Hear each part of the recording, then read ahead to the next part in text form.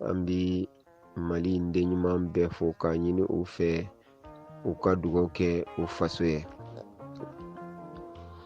ka jamana in kalifa Ala la, Ala min ka kalifa tɛ tiɲɛ, ka an n'a jigi sɛmɛ Ala la, Ala min ka jigiya tɛ waro. Ala ka jamana in jɔ, Ala ka anw kɛ a jɔbaa ye, Ala ka jamana in dɛmɛ, Ala ka an ka dɛmɛbaa ye, Ala ka jamana in kisi, Ala ka an fara a kisibaaw kan. O tɛmɛnen kɔfɛ, Ala kana an kɛ jamana in jugu ye. A jugu dogolen n'a bangenen ni se b'u ye, Ala de ya se d'u ma, Ala k'u se ban. Ni fanga b'u la, Ala ka o fanga ban k'u jasi i n'a fɔ sendon don. Ni dɔnni b'u la, Ala k'u ka dɔnni kɛ berkan bunubaw de ta ka dɔnni ye ka kɛ ka u halaki. Ala k'o kɛ a ka Alaya bonya kama ani kira ni a sojuguw kama, sɔli ala rasul. O tɛmɛnen kɔfɛ, Ala ya an ka jamana mara kalifa mɔgɔ minnu ma bi, n'o ye nin kolonɛli jɛkulu ninnu ni u mandenw ye. U bɛ ka wuli ka jɔ bɛɛ lajɛlen sabati u sen n'u bolo bɛɛ lajɛlen na, ka esaye k'u ka transition kundama mɔnɔbɔ. Autrement dit, ka dɔ fara transition kundama kan. O fɔlɔ bɛnna mɔgɔ minnu ma, walima mɔgɔ minnu bolo ko de ye jamana in kisili solution ye. Olu caman fana ni kanubagaw bɛ ka dunu ni bala ta k'a fɔ ko o de ye solution ye. U ma dan o ma ko ni mɔgɔ min ma sɔn o ma ko o tɛ faso in den ɲuman ye. An b'a ɲini Ala fɛ, Ala ka hakili ɲuman di an ni u bɛɛ lajɛlen ma. Waati tɛmɛnen ninnu na, an kun bɔra an y'a dakurunya damadɔ fɔ a kan. Nka Manden zɛnɛ ko ten ko ni taama bɛ sen na, bolofifa kan ka to sen na. Nin transition min ye sen na nin ye, hakilima kan ka i yɛrɛ ɲininka, est-ce que faso in den ɲuman ka kan ka i sen don ninnu dɛmɛni na ko ka dɔ fara transition kan wa? Ni o hɔ, i bɛ se ka dalu jumɛn kɛ ka mɔgɔ la faamuya mɔgɔ min bolo ko dɔ man ka fara a kan? Sabu hakilima ti don foyi la fo a ka sɔrɔ faamuya dɔ b'a la o ko la, ko ɲuman don walima tiɲɛ don. Wa hakilima tɛ ban foyi ma fo a ka faamuya k'a fɔ kɔlɔlɔ dɔ b'a la, ko ngalon don walima juguman don. Ni o de ye an bɛ se ka ɲɔgɔn jalaki, walima ka ɲɔgɔn lafaamuya ka bɔ ngalon kan ka na tiɲɛ ma, walima ka bɔ juguman kan ka na ɲuman ma. Nka ka jɛ ka mɔgɔw buruja ten k'a sɔrɔ conviction t'i bolo, walima ka mɔgɔw nɛni ten k'a sɔrɔ dalu t'i bolo, walima ka mɔgɔw kɛ fasoden jugu ye ten k'a sɔrɔ dalu t'i bolo, walima ka tugu mɔgɔw nɔfɛ ten k'a sɔrɔ dalu t'i bolo. O laban, o ye nimisa ye. O de la sanga ni waati bɛɛ i b'a ye Maliden ko ale janfara.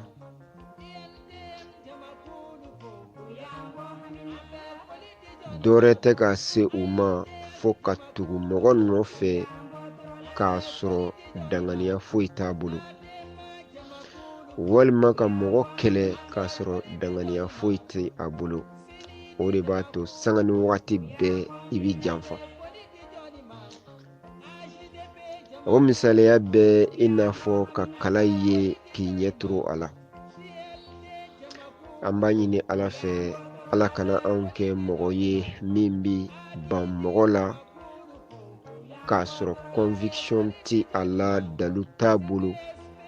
min bi a ban a la, walima ka tugu mɔgɔ la, conviction t'i bolo walima dalu t'i bolo min b'a to mɔgɔ kan ka tugu a la. an b'a ɲini Ala fɛ Ala kana anw kɛ o mɔgɔw dɔ ye. Ka sanga ni an ka ɲɛmɔgɔw ka laɲini ye, u y'a yira k'a fɔ olu kɔni faso ni danbe 20/20 tɔgɔ la, olu tɛna se ka nin transition in dɛmɛ. An bɛ wagati min na i n'a fɔ sisan, u fɛla ye min ye u y'a fɔ a n'a dalu. O tɛmɛnen kɔfɛ ko u bɛ k'a ɲini ka transition mɔnɔbɔli min kɛ k'o tɛ olu fɛla ye, olu tɛn'u dɛmɛ o baara la ka da dalu caman kan, u y'a o fana fɔ a n'a dalu. O tɛmɛnen kɔfɛ ko u bɛ assise ko kuma min na, assise min n'o ye sigikafɔ ye ni laɲini wɛrɛ t'a la pour que ka mɔgɔw la faamuya ka se ka nin transition in dɛmɛ ani ka dɔ fara u ka wagati kan ka mɔnɔbɔ. U ko u tɛna u dɛmɛ o baara fana na, sabu o t'u fɛlako ye. Tuma min na faso ni danbe 20/20 a ɲɛmɔgɔw n'o ye Hadiba ni a nɔfɛtugubagaw ye, u ya u jɔ nin jɔyɔrɔ in na ka laban ka a dalu bɛɛ di min bangemɛ.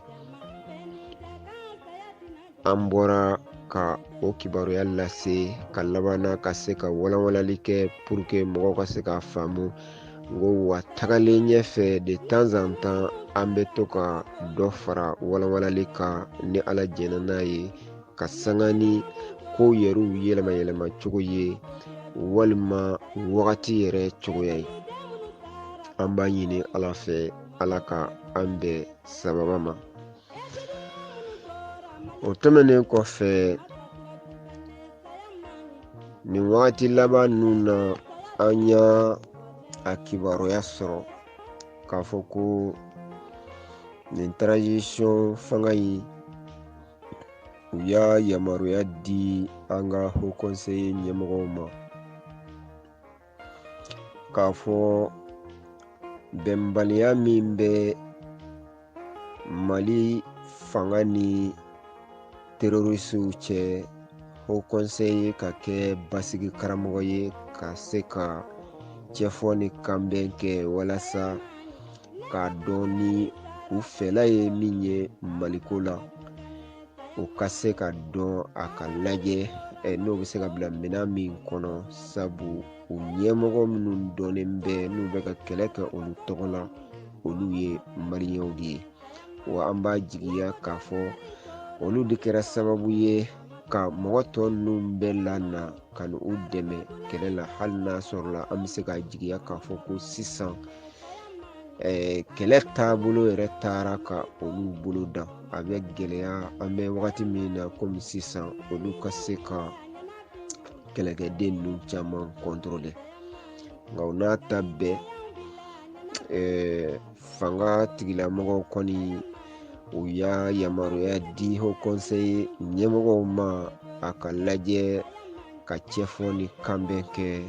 walasa basigi bɛ se ka na cogoya min na.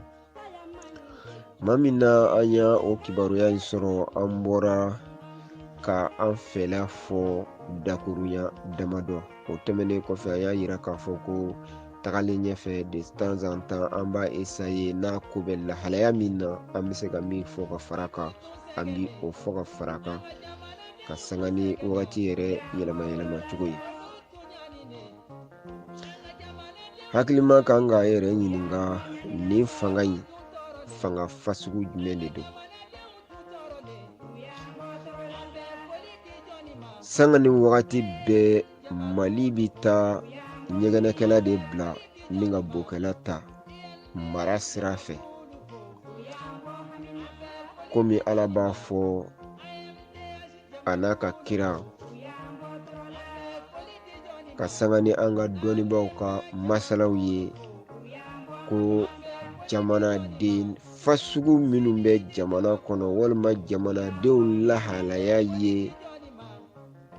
wale minnu ye walima jamakulu lahalaya ye wale minnu ye walima u bɛ ka wale minnu kɛ o ni fanga min ka kan, ko Ala b'o o de bila o kɔnɔ. a b'o cogoya fana na jamana marabagaw ŋaniya ye min ye ka ɲɛsin u ka jamanadenw ma Ala bi o hɛrɛ hakɛ de bɛrɛ sabati a ka jamana kɔnɔ. Donc n'i y'a ni hadisa ninnu lajɛ n'a sɔrɔla o ka kɛnɛ anw ti hadisa dɔn, nka i b'a yira walima k'a faamuya k'a fɔ ko Mali bɛ kɔlɔlɔ min kɔnɔ, dɔ bɛ ɲala dɔ bi a cɛlakaw la, wa pour que Mali ka bɔ nin kɔnɔ fo bɛɛ ka i jɔ i jɔyɔrɔ la. Sinon mɔgɔ si tɛ se ka na ni baton magique ye mara sira fɛ k'i bɛ se ka jamana in fosi ka bɔ nin dingɛ in kɔnɔ ni bɛɛ ma jɔ a jɔyɔrɔ la. N'i y'a jateminɛ kɛ, Maliyɛn fanba ɲinɛnen bɛ a yɛrɛbakun jɔyɔrɔ kɔ a ka sigida la a n'a ka denbaya kɔnɔ a n'a ka baarakɛyɔrɔ la, bɛɛ ɲɛ jɔlen bɛ mɔgɔ wɛrɛ de la. K'a sɔrɔ an ko an fanba de ye silamɛw ye n'o ye 90 à 95% ye. Ala dun ko silamɛw ma ko hakilima de ye mɔgɔ ye walima Ala jɔn ye mɔgɔ ye walima Ala ɲɛ siranyɛba ye mɔgɔ ye,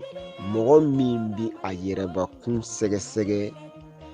yanni Ala ka sɛgɛsɛgɛli don cɛ walima yanni a ka mɔgɔ wɛrɛ sɛgɛsɛgɛ.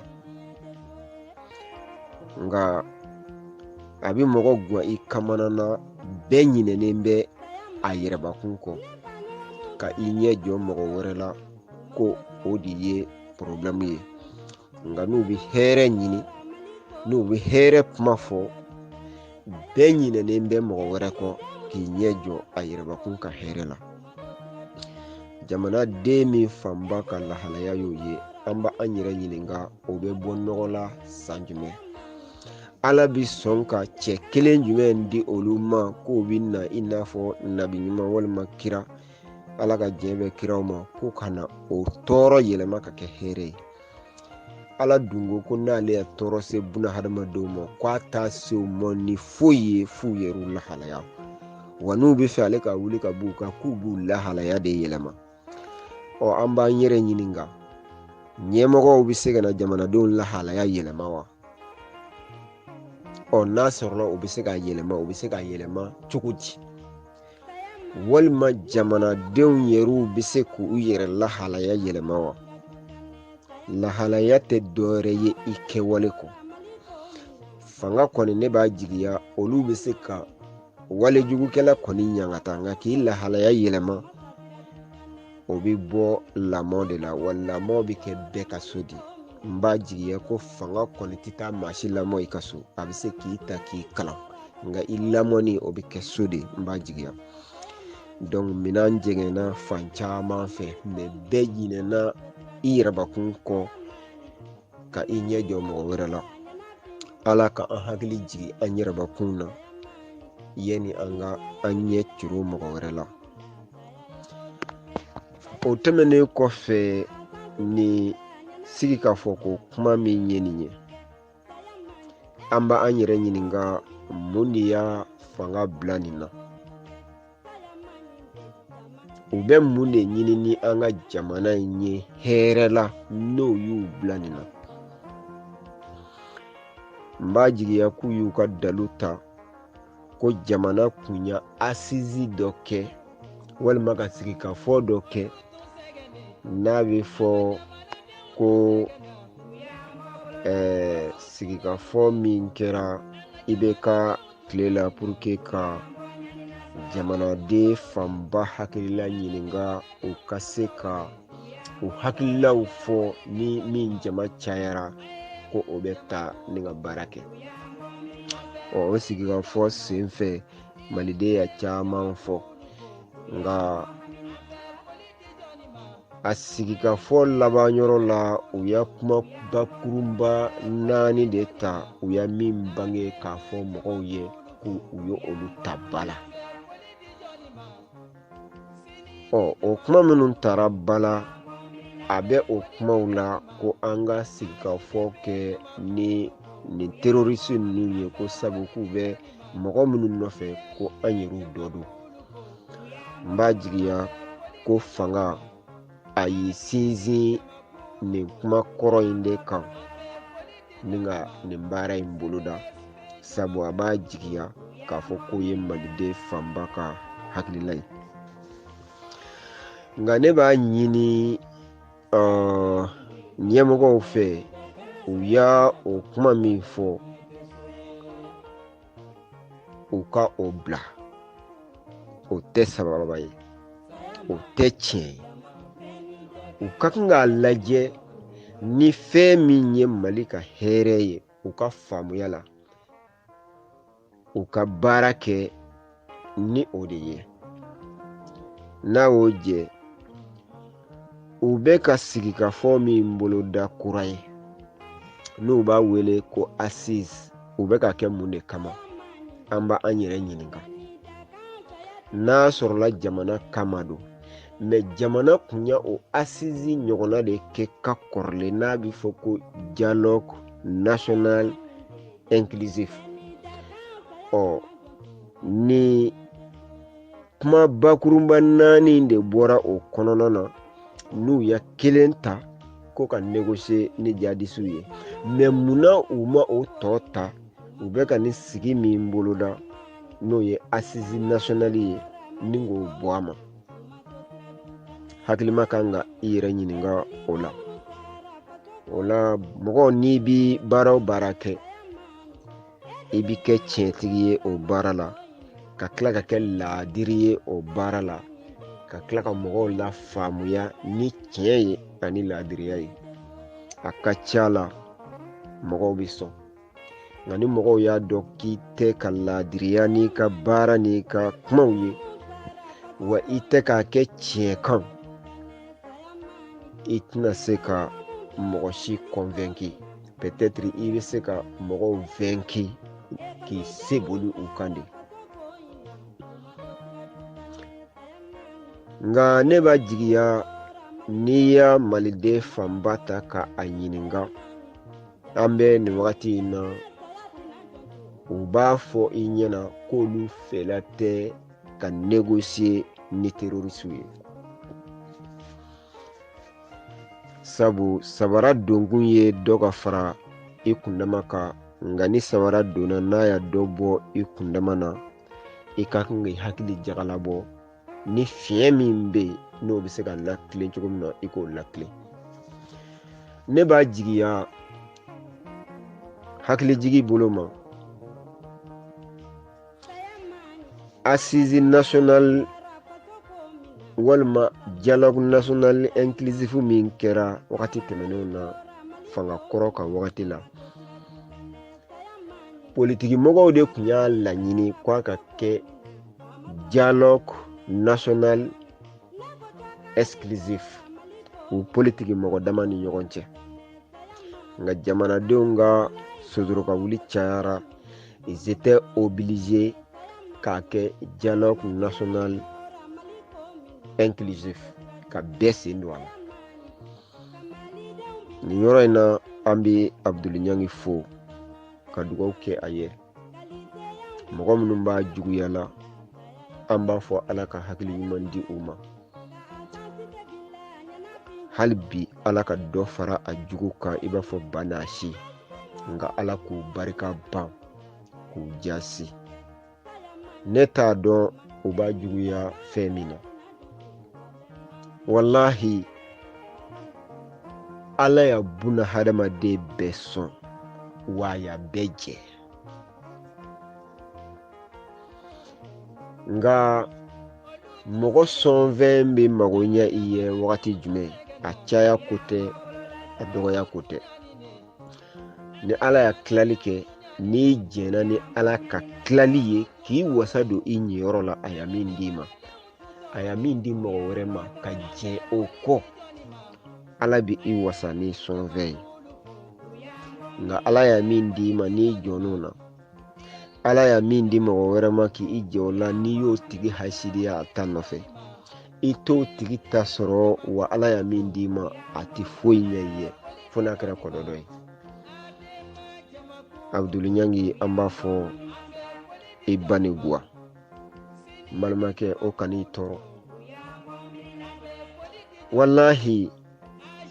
tɔɔrɔ si tɛ yen min bɛ Mali ka bi ko Abdul Nyangi da ma s'a ma kelen kelen a bɛ na cogoya min na a bɛ se ka bɔ côté jumɛn fɛ ka dalu kɛ mun ni mun ye a y'a bɛɛ fɔ ni o de ye a y'a buruja ka nkalon d'a la k'a tɔgɔ tiɲɛ pour que mɔgɔw kana a ka kuma lamɛn jango k'a faamu pour que ka d'a la nka bi an filɛ o kɛnɛ de kan ko wari dir'a ma ani karisa bɛ ɲɔgɔn fɛ a bɛ ka karisa de dɛmɛ a bɛ karisa contre la n'i ye nin fɔ maliyɛn ye dɔrɔn a fanba t'a ɲini ko i ya mun fɔ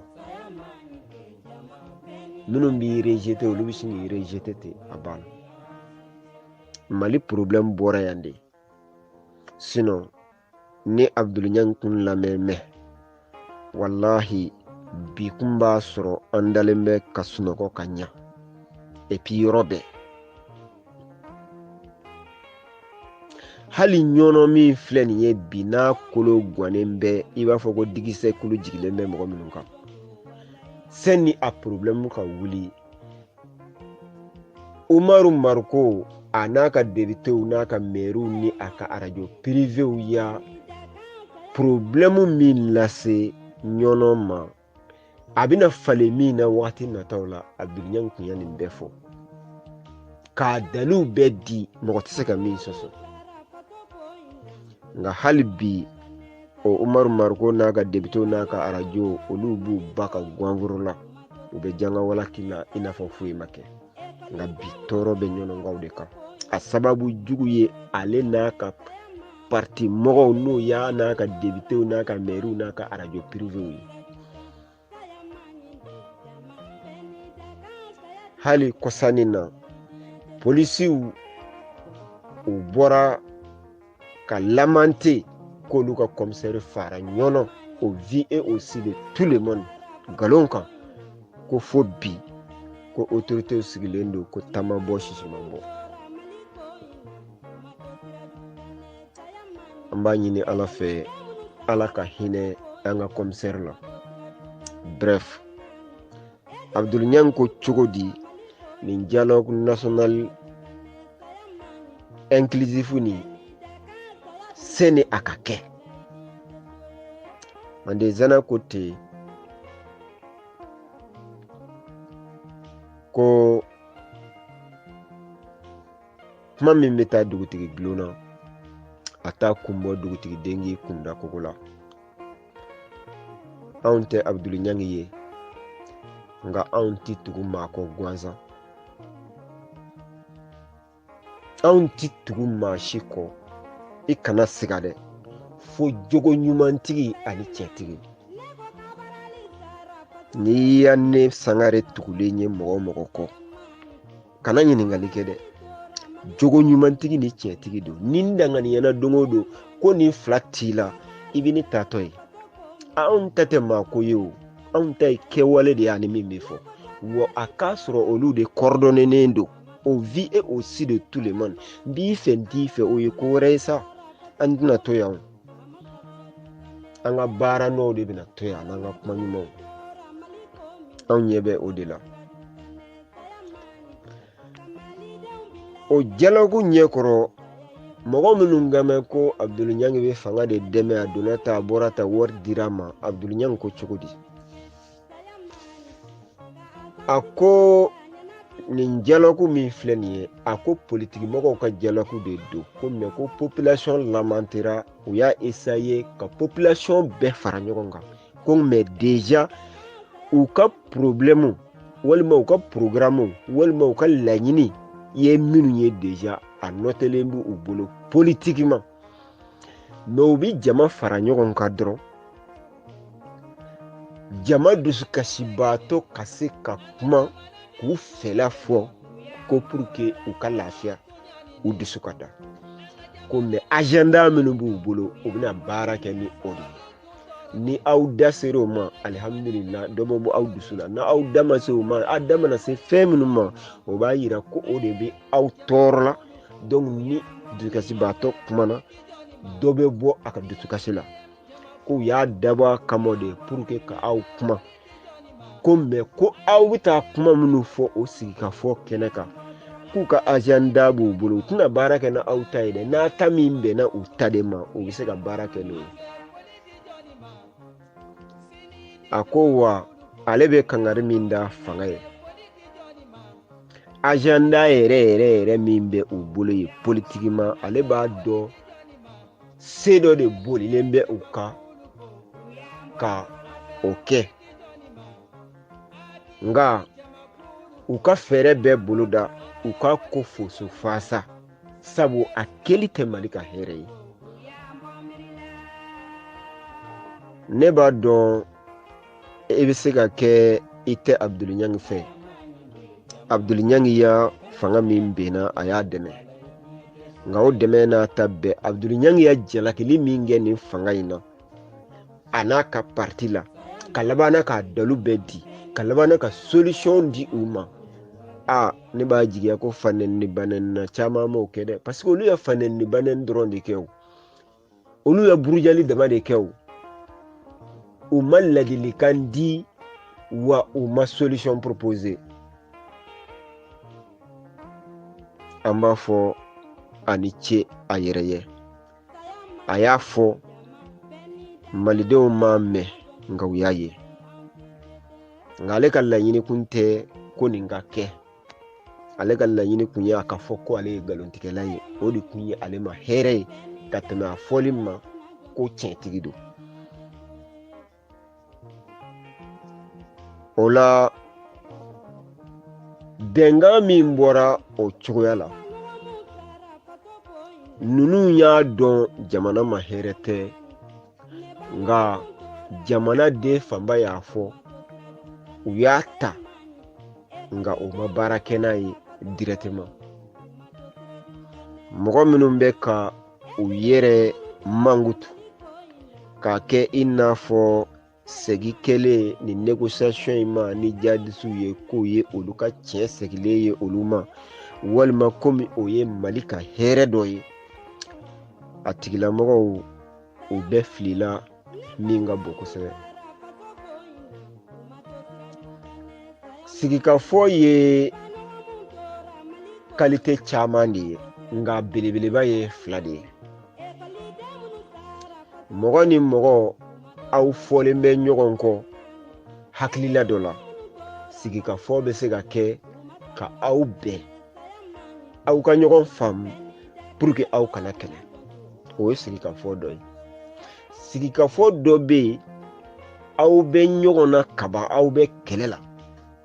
mɔgɔw bɛ na aw fara ka bɔ ɲɔgɔn na ka kuma ɲɔgɔnya kɛ pour que aw ka se ka ɲɔgɔn faamu aw ka bɛn n'i y'a Mali ka sigikafɔ in lajɛ sigikafɔ in fila jumɛn dɔ la kelen don hakilima ti don foyi la ten i bɛ don ni hakili de ye tiɲɛtigi ni fasoden ɲuman ti don foyi la ten a bɛ don n'a hakili de ye sani i ka don fɛn o fɛn na i yɛrɛ poser question na i yɛrɛ k'i yɛrɛ jaabi sani i ka se ka kuma mɔgɔw fɛ walima ka mɔgɔw jaabi o la n'i ye mɔgɔ fila ye kɛlɛ la ni mɔgɔ o mɔgɔ u dɔ la kelen na n'o ye mɔgɔ dɔ tɛmɛ dɔ ye n'a y'i bolo kɔrɔta karisa na an fara ka bɔ ɲɔgɔn na walima na an kuma an ni ɲɔgɔn cɛ siga t'a la e dɛsɛra de o siga t'a la i siranna de o n'i y'a dɔn ko i ye cɛ ye mɛ a tigi hinɛ b'i la i kɛlɛ kun a tigi fɛ o tɛ cɛya ye o n'i y'i ni mɔgɔ ye kɛlɛ la e de y'a ɲini ko aw ka sigi ka fɔ siga t'a la e siranna i dɛsɛra mɔgɔ i siranna mɔgɔ min ye i dɛsɛra la i y'a ɲini ko aw ka négocier aw ka sigi ka kuma na aw sigira ka kuma jaabi jumɛn bɛ sɔrɔ o la o jaabi dɔnnen bɛ o est-ce que o bɛ kɛ e min bɛ dɛsɛbagatɔ fan fɛ o bɛ kɛ ka hɛrɛ ye wa n'o bɛ k'i ka hɛrɛ ye ni dalu jumɛn ye c'est pas possible balimakɛ aw minnu bɛ k'a fɔ ko nin deli ye solution ye hakilima bɛɛ b'a dɔn ko dɛsɛ de don wa o dɛsɛ minnu ma dɛsɛ ni négociation kɛra ka sigi ka fɔ kɛ n'o kɔni kɛra solution ye ko an bɛnna siga t'a la minnu ma dɛsɛ olu de gagnera olu de gagnera donc n balimakɛ a bɛ mɔgɔ guwan i kamana na ko mɔgɔ min kalanna ko a bɛ ko dɔn ko a b'a faso fɛ ko a bɛ tiɲɛ dɔn ko tigi ye laadiri ye ko bɛ sɔn k'i disi gosi ko ne kungo négociation de ye solution ye ko a nana laban o la par conséquent ne ka tiɲɛ segira ma k'o k'a ka fierté ye o bɛ an gɔn an kamana na k'o tigi ka kɛ fasoden ɲuman ye ka kɛ tiɲɛtigi ye c'est pas possible parce que dɛsɛ de bɛ jamana bila a la ni dɛsɛ y'i bila fɛn min na n'i ya delili kɛ ni bɛn kɔni kɛra min ma dɛsɛ o de ka laɲini bɛ sabati o ye diyagoya de ye n'a ka laɲini ma sabati kɛlɛ bɛ daminɛ sisan wa a bɛ tila ka laban o kelen in de la donc ne bolo mɔgɔ n'i ma dɛsɛ n'a ma ɲɛ i ni mɔgɔ kɛlɛla ka ban i jija i ka kɛlɛ kɛ n'i ka guwan b'a tigi ka degun kan ni mɔgɔw nana ka na aw fara ka bɔ ɲɔgɔn na i b'a fɔ ko bɔn n'a ma ɲɛ an kɔni bɛ sigi ka kuma a bɛ kɛ tan de a bɛ kɛ tan de a ti kɛ tan o b'a sɔrɔ tu es en position de force nka e ni mɔgɔ bɛ ɲɔgɔn na e de ka wele da ko mɔgɔw ka na intervention kɛ ka aw sigi ka aw bɛn e bɛ laban na o sigi ka fɔ kɛnɛ kan e bɛ se ka mun gagner o kɛnɛ kan n balimaw a y'i sira Ala ye a y'i sira Ala ye kaburu koronen don koyi n'a sɔrɔla i dalen b'a la ko Ala kɔni bɛ ka ban hali ni t'i faso fɛ sira Ala ye bɛ nin sabu i b'i laban ye de i b'ale de bolo i bɛ laban a bolo o la anw b'a ɲini Mali n'a den ɲumanw fɛ anw tɛ négociation contre la avec Jean ou contre X anw tɛ négociation contre la nka anw b'a dɔn fasoden ɲuman si ka disi gosi ko tɛ nin négociation ye parce que a bɛ faso ka dɛsɛ de jira militaires nana de pour que an b'a jigiya politique mɔgɔw banna walima u dɛsɛra ka kɛlɛ kɛ ni dɛgɛ min b'a na nɔɔni b'a na a tɔbibaa kɛra militaires yɛrɛw ye u bɛna kɛlɛ kɛ ka an libérer ou bien pour que ka an kɛlɛkɛɲɔgɔnw acculés dans leur camp ou obligés ka négociation ɲini o kumana o la on va se tailler la part des lions an b'a fɔ bon a ye nin dabila a y'a kɛ tan nka au même moment militaires de b'an kunna o militaires kelen ninnu laban na ka négociation ɲini an b'an ko mini ka taa an jamini a bɛ kalo 8 bɔ u tɛ kɛlɛ kɛ donsow dɔrɔn de bɛ ka kɛlɛ kɛ hali bi min b'an kɔ an kamana na mɔgɔ dɔw b'u yɛrɛ jira k'olu ye faso in den ɲuman ye olu bɛ ka jumɛn ni bala ta ninnu kun ko ninnu ye solution ye ko ka dɔ fara transition kan Ala ka hinɛ an faso la n dakurunya damadɔ de tun bɛ an bolo Ala ka an faso in tulo magɛn Ala ka an faso in kisi Ala k'a jɔ dugawu bɛ Mali ye dugawu bɛ a den ɲuman bɛɛ ye Ala k'an bɛɛ lajɛlen kɛ faso in den ɲuman ye sɔli ala rasuli